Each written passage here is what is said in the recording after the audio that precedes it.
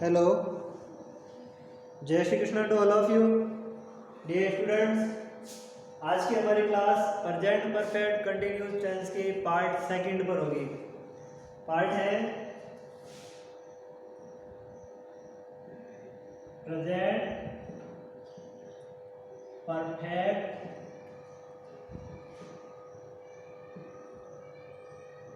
Continuous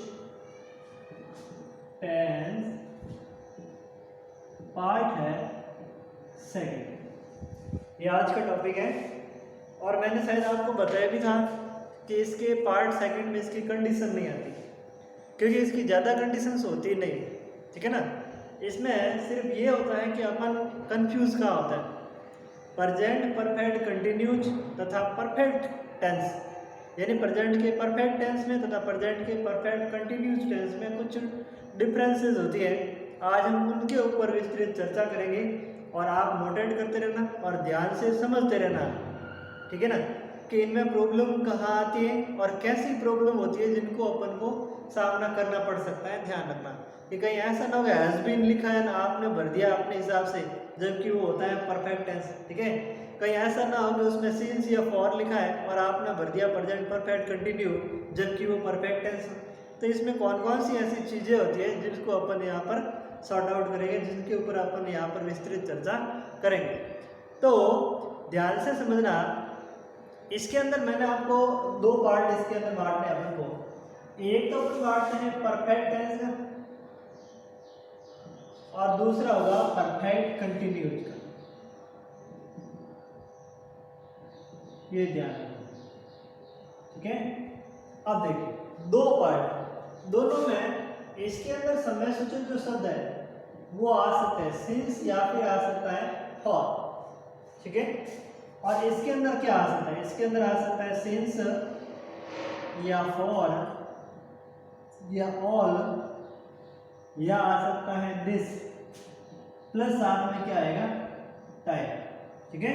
और since for है तो इसमें भी क्या आ सकता है, इसमें भी आएगा 100% टाइम, ठीक है। अब देखिए ध्यान से, आप कंफ्यूज कहाँ हो गए। सिंस और फॉर आपने रट रखा है, ये आएगा इसके अंदर, जबकि ये इसके अंदर भी होता है। टाइम भी आ सकता है, ये सिंस फॉर भी आ सकते हैं। सेम टू सेम सिचुएशन इसके अंदर भी होती है।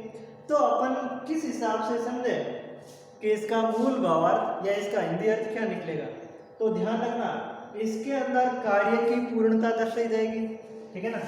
ये किसके लिए होता है, ये होता है कार्य की पूर्णता को दर्शाने के लिए, यानी कार्य कंप्लीट हो रहा है, ठीक है।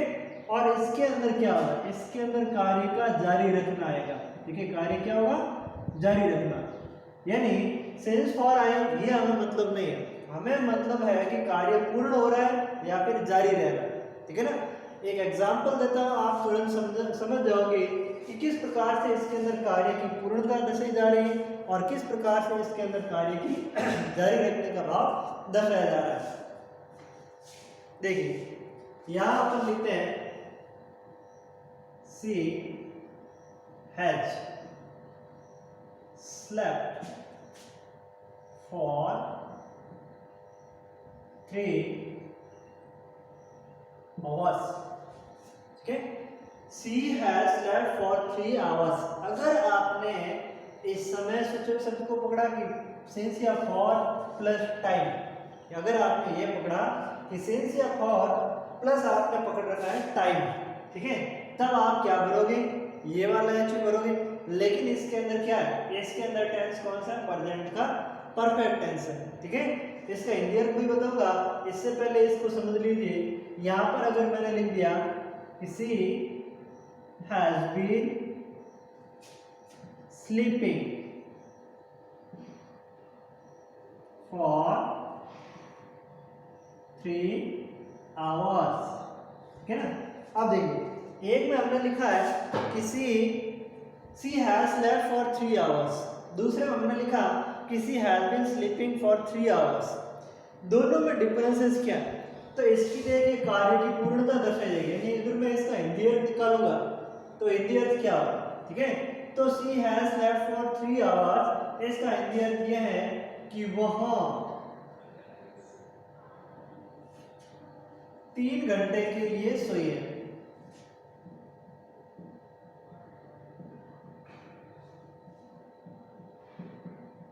सो गई है। ठीक है, कार्य की पूर्णता दर्शाई जा रही है। वह 3 घंटे के लिए सो गई है। इस फॉर का मतलब क्या निकाला हमने, के लिए। ठीक है ना, हाँ से भी निकलता, जरूरी नहीं है कि इसमें सब यही निकले। ठीक है ना, यह के लिए भी हो सकता है और से भी हो सकता है, ध्यान रखना, कंडीशन दोनों में आ सकती है।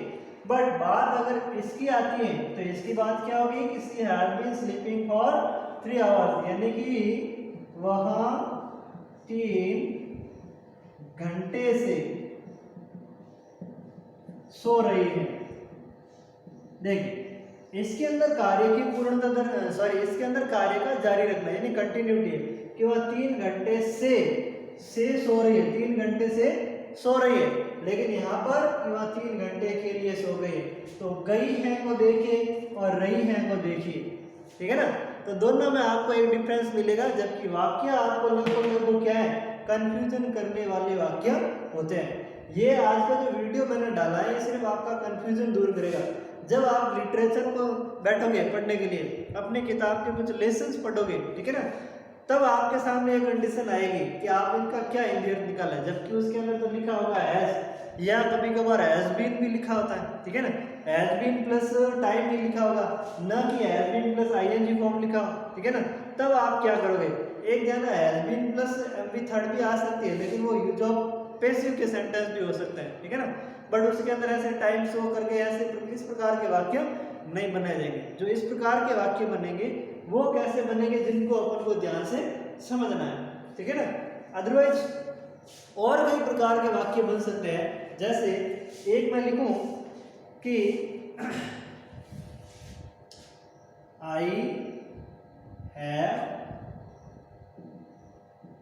Written 10 stories. ठीक है ना, I have written 10 stories since Monday. ठीक है, ये सेंटेंस है कि I have written 10 stories since Monday. इसी का वापस मैं उल्टा उधर लिखता हूं कि आई हैव बीन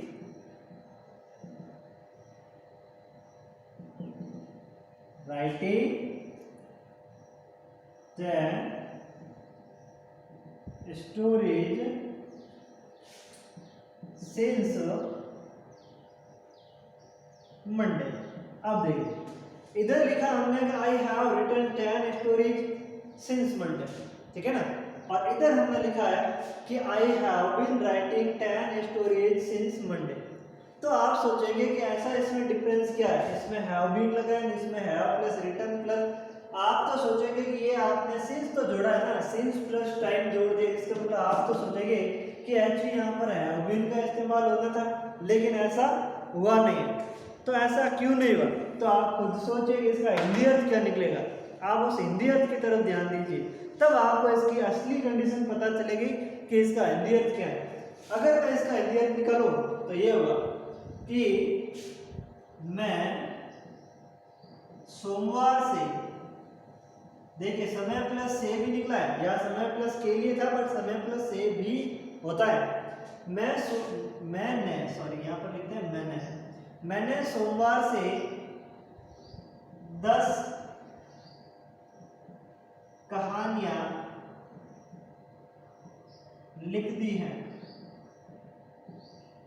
कार्य की पूर्णता बताइए मैंने कि मैंने सोमवार से 10 कहानियां लिख दी हैं। ठीक है ना, 10 कहानियां लिख दी है तो मतलब एक वाक्य क्या हुआ है, वाक्य के अंदर पूर्णता बताई जा रही है।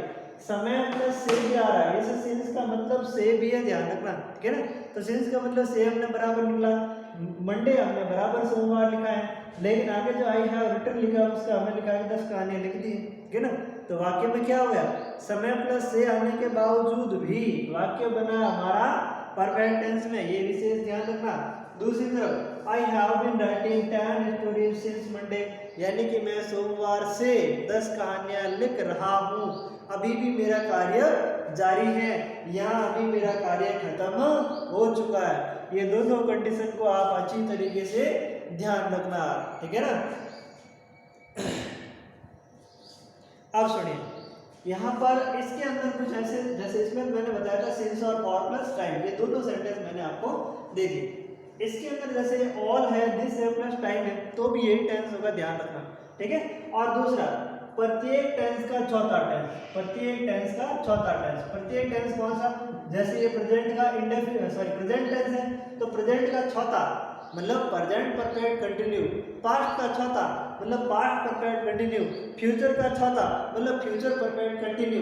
इन तीनों टेंस में सेम एच आएगी, since for all this plus time, और कंडीशन भी सेम होती है, विशेष रूप से पहले से ही ध्यान रखना, ठीक है ना। यानी यहाँ पर आपको जाने के बाद में इतना कंफ्यूजन होने की आवश्यकता नहीं, कंडीशन उनकी सेम सेम आती है, ये विशेष रूप से ध्यान रखना, okay.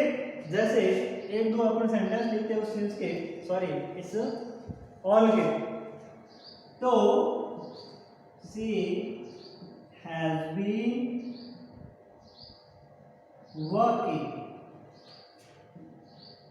Here all the day. देखिए, she has been working here working here for all the day, यहाँ फॉर लगाना था, ठीक है ना, फॉर ऑल द डे, ताकि समय सूचक शब्द हमारे पास में बराबर बन जाए। She has been working here for all the day, यानी कि वह पूरे दिन से यहाँ पर काम कर रही है, पूरे दिन से यहाँ पर काम कर रही है, न कि पूरे दिन के लिए काम कर रही है, ठीक है, वह पूरे दिन से यहाँ पर काम कर रही है, ठीक है। तो इस प्रकार से ऐसे वाक्य भी इसके अंदर अपन बना सकते हैं। तो दिस वाला तो वैसे नॉर्मल होगा, जैसे ऑन दिस डे, तो ऑन दिस वीक, यानी इस सप्ताह से काम कर रही है, तो ये आप आसानी से यहाँ पर बना सकते हैं। ऑल दिस ईयर, इस साल से यहाँ पर काम कर रहा है। ऑल दिस मंथ, यानी ये पूरे इस महीने से काम यहाँ पर कर रहा है। ऐसे आप इन समय सूचक शब्दों को देते हुए इन प्रकार के वाक्यों को आप बना सकते हैं, ठीक है।